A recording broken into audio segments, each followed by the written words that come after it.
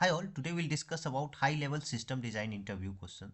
So what all are the questions they will ask and what all are the content which have to cover in high-level system design.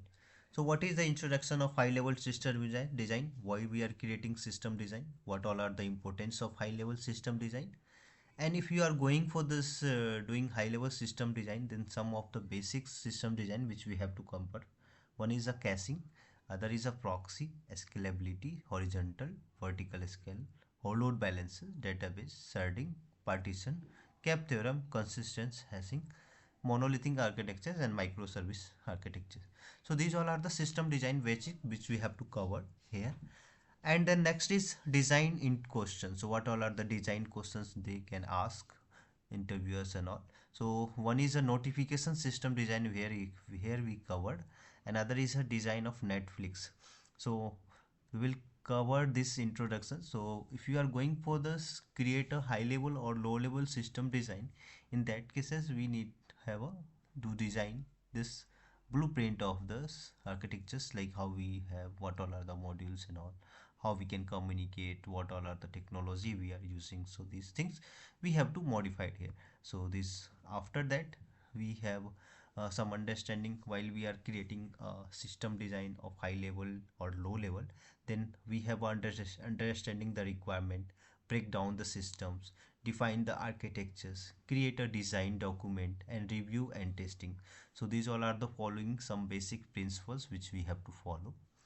The next is like while HLD and LLD is important. So here mostly we are covering high level design. So why important? So there are multiple benefits are there to provide a high level design, help ensure the systems meet its objectives and requirements. Another is identify the potential issues is early to development process, facilitate communicating and collaborating among the developers team and stakeholder, reduce development time and cost, provide a foundations of futures development and modifications. So these type of features which need to be there, so that's why we are using high level importance. Some basic of system design. What is system design and why we are creating a system design? So system design is a process of defining the architectures, component, module, interface and data for a system to satisfy this a specific requirement. So based on this requirement we have to fulfill this particular requirement from the client or customers and all. So for that purpose we are going for the system design. So what is the basic of system design? This is the basic. And then we have some system design basic, like caching. So how we will create a caching is a mechanism for storing the frequently accessed data in a particular locations that closest to the users and applications. So for that purpose we are using caching, so to reduce this response time, improve the performance. In that cases we are using a caching. So how we can implement the caching? So caching, while we implement, there are multiple techniques and algorithms which you have to follow. We have a LRU, means least recently used uh, technique will be there, through that we can do. Others is LFU, least frequently used technique will be there, so through that we can use. So this is the cachings which we have to follow while we are creating a design or application development. In that cases we have a caching, so that why we are using caching first. And then second will be the proxy. So why proxy is required? So proxy is an intermediate server or software that sits between client and server. So it's an intermediate server or software we can say. This will be sits in the client and server, so forwarding client request to the server and returning the server response to the client. So for that purpose we are using proxy. So while we are going for this developing of any applications, for that we have a proxy. So for proxy also will have a different type, like forward proxy, reverse proxy and all. So we can go through this proxy concepts. Second one, priority. And then third will be the scalability. So what is scalability and when to use this scalability features in this while we are going for the design? So scalability refers this ability of system, network or process handle a growing amount of work like traffic, data and efficient manner, data which is coming from a efficient manner and all. So for that purpose we are going for the scalability. So scalability also will have a two types. We have a horizontal scalability or vertical scalability. So what is horizontals and what is vertical scalability. So that we will follow the third point of scalability. Then we have a load balancers. So like if we have a multiples network, so load balancers is a network device or software applications which will be distribute incoming network traffic to the multiple server or resource. So the load, our load will be balanced from the different multiple server or resource. So for that purpose we are going for the load balancers. And the next will be use a database. So database is a structured collections of data that will be stored or organized in a way which allowed efficient retrieval, manipulations, updations, deletions, and any type of operations which we are following in database, that will be performed through the database. So while we going for this design, we will follow database also, load balancings also. And the next will be sharding. So what is sharding technique? So sharding technique is used for the database architectures to improve this scalability, performance in large and distributed system. So for that purpose we are using sharding. So it involving dividing large database into the a smaller database. For that purpose we are using sharding. Suppose we are using a productions big applications or big high level applications, in that cases we can go for that sharding, which will be converted from the large database into the a smaller database, so that we can communicate easily from this multiple modules and we can fetch the details easily. That purpose we have to follow the sharding. So we need to design sharding in that also. The next will be the partitioning. So what is partitioning and when to use partitioning? Partitioning is a technique used to database management system to divide the large database into a smaller and more manageable sections called partition. That is called partitioning. So that also we need to follow while we are going to develop high level applications or high level system design. In that cases we have to consider this partitions and all.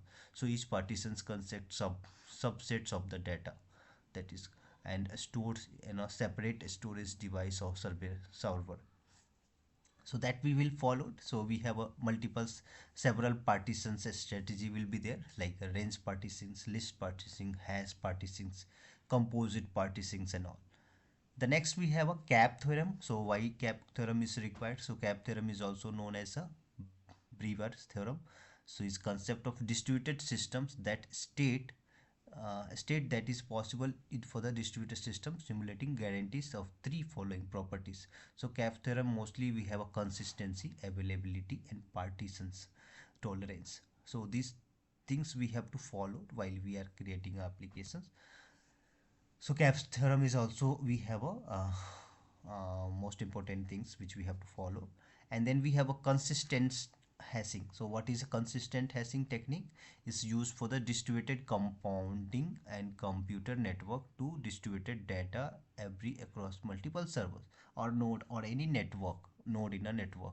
So that is used for this consistent hashing. And then the next we have a monolithic. So monolithic architectures. So all the applications, most of the applications of old applications and all was the monolithic based architecture. So monolithic architecture is a traditional software architecture which is allowed the applications to build as a single or self-contained unit. It's called a monolithic architecture. So depends on the requirement, either we can go for the monolithic and microservice, but we have to take care about this monolithic. The next we'll have a microservice based architecture. So microservice architectures is a architecture style which is used to develop a software or applications to build as a collection of a small independent loosely coupled service, that is called microservices. Easily we can develop, deploy, scale, identify from the other services and all. So that is called microservice architecture. So these all are the concept which we have to follow: microservice architectures, and then monolithic architectures or consistent hashing, then cap theorem, partitioning, sharding, and then load balances, database, scalability, and then proxy, and then caching is used for the system design. So if you are going for the high level importance, so high level system design, so these all are the following details which we have to follow. And we will go for this two basic system design which we have. One is a system design notification system design. So how we will start this design notification system design? So first, if you are creating any system design, we need to follow functional requirement. Second, we'll have a non-functional requirement, which we can say NFR. So functional requirement for this design notification system: send the notification, prioritize this notification. So, and then send the notification based on the customer save, single, simple and bulk notifications, analyze use cases of various notifications, reporting of notification message. So this is the functional requirement. Second is non-functional requirement. So high performance, high availability, low latency, extensible, support Android, iOS and different browser applications and all. API integrations, scalabilities and these things. So which we have to follow. Now we are going for this design notification architectures. So this is the way while we are creating a design notification architectures. So if you want to create a component, so we have a notification client. So first we have a notification client, we have a bulk notification client, simple notification client, and then notification services will be there. So while notification client will communicate or send a message, then we have a notification service which will be take this. And then once notification service, then we have a template service will be there. So what all are the template is there? Either OTP based notification, SMS based application notification, or email based or chat based. So that type of template is categorized. So through that REST call, API will create, update, delete and manage this template.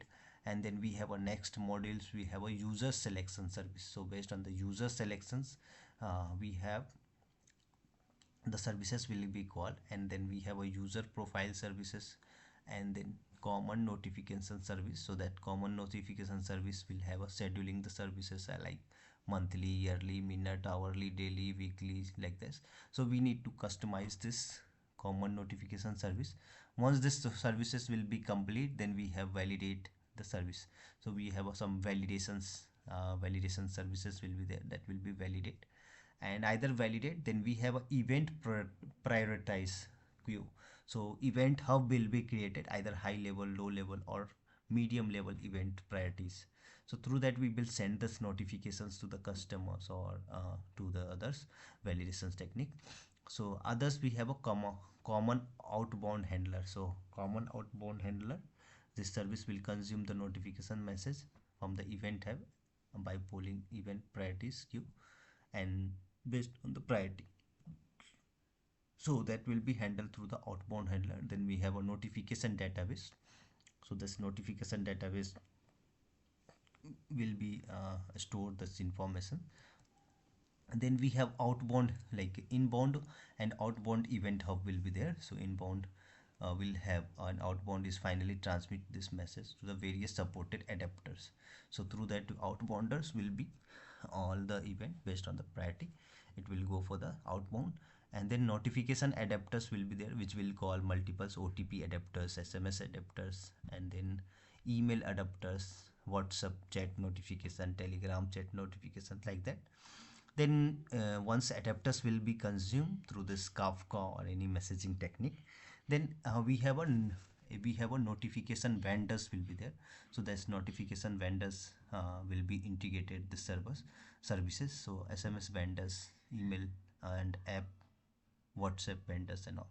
So notification vendors, and through that notification analytics service will be called, and then they will be send this few use cases like total number of notifications per day, which high notifications, average, and filters, some filters and all.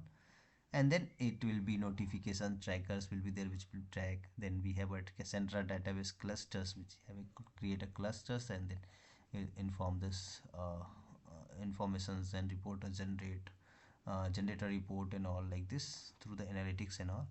Then inbound notification service will be called, and then inbound notification hub, event hub will be called, inbound handler will be called, inbound notification client will be called.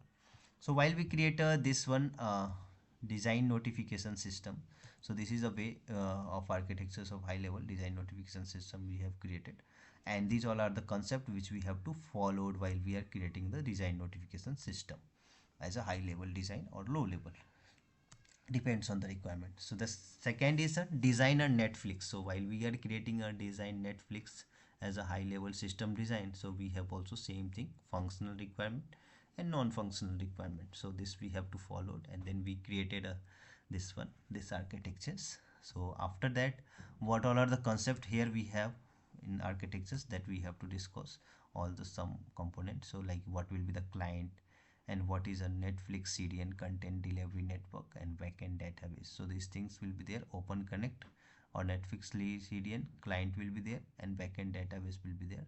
So how Netflix onboard movies or videos. So through that, these all are the ways. So after that, we have elastic load balancers will be there, which will balance the data, balance this load balancers. Service provider Netflix manage the routing the traffic of front end service to our backend. And then we have a Joule is a API gateways which have routing this uh, monitoring, resilencing, and then security. And then we have a Histix is a circuit breaker, so which have a distributed system service, mainly rarely response is another server or something will happen. In that case, Histix will have a manage these things. Then we have a microservice based architectures in Netflix, so we have a multiple component or sub component which have created different small services of this microservices. So this is a users interface. So user interface have multiple microservices which have connected with multiple database. And then we have a caches. So this we have a caches which we have to do. And after that we have a database will have a MySQL database or any Cassandra NoSQL database we can use, depends on the requirement. And then searching and data processing, for that we have a data searching technique and data processing technique which we have to follow. So this way, if you are creating a design of Netflix, so in that Netflix, like this all are the way. We have a client, we have a Netflix CDN, we have a backend, then we have a load balancers, we have a Joule, we have a Histix, we have a microservice, we have a caches, we have a database NoSQL or SQL database, and then we have a searching technique. So searching technique and data processing, these things we need to follow. So once you will complete, then your two design systems will completed, and this basic of system design or high level design has been, all this introduction has been completed. Yeah, thank you.